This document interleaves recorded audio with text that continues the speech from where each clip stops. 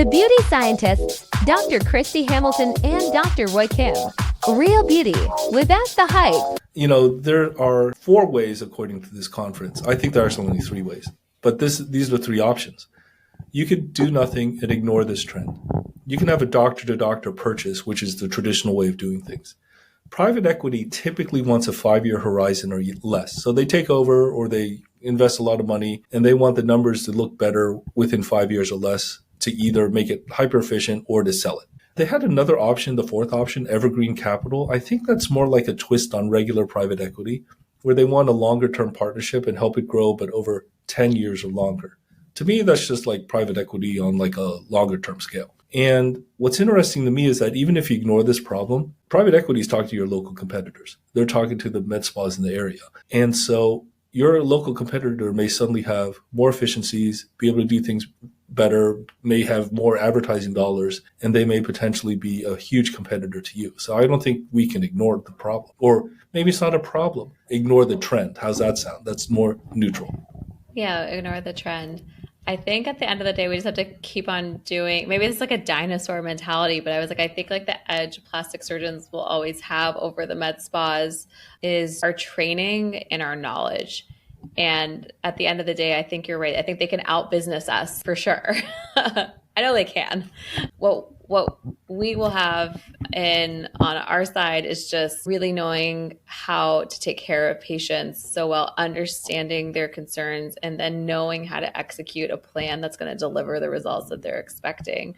But with enough education, you can train a lot of people, and they probably have plastic surgeons on staff that are training their injectors. I wouldn't be surprised. So it's you and I know, smart. Yes, the efficiency of even doing something that we think is more straightforward, like even Botox or filler, just like one syringe of filler. There's a world of difference of who does it efficiently and safely, but in a shorter period of time versus other people. It just depends. Yes. So I like to tell patients it's like you're not buying the syringe, you're like purchasing the expertise for like enhancing and optimizing your face using that syringe. But it's not like buying a car. Like you could go to all the different dealerships, like ask for the same model with the same like upgrades and packages, and you'll walk out with the same thing. But it really is, it's just the material, it's just the tool, but you have to execute the vision. So absolutely. But it's very, very interesting. I know some of the groups in Houston, particularly a bigger one, has been purchased by private equity. And to your point earlier about, the practice being so focused on the surgeon themselves, that's why a lot of these models have failed in the past, but they seem to be going for these like larger groups or individual physicians are merging together to make themselves also look more interesting to ultimately sell to private equity and use that as their retirement. You were speaking about the baby boomers retiring. I'm a little bit far away from that. I imagine you are too. So we can merge and sell our practices together when we're older.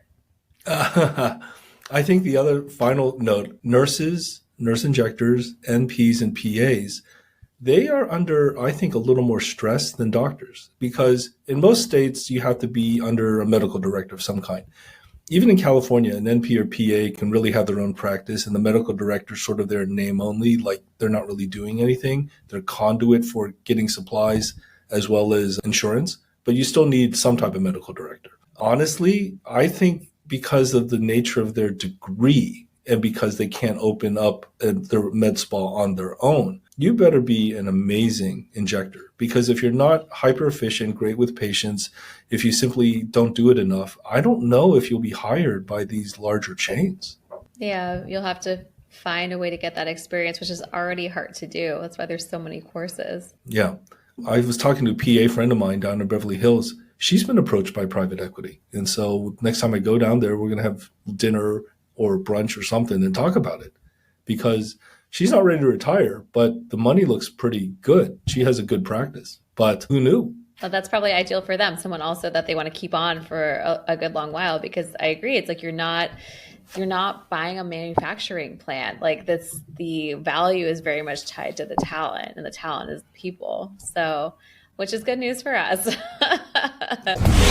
Thank you for joining us on The Beauty Scientists. Be sure to visit thebeautyscientists.com and learn more about modern beauty and connect with Dr. Hamilton and Dr. Kim.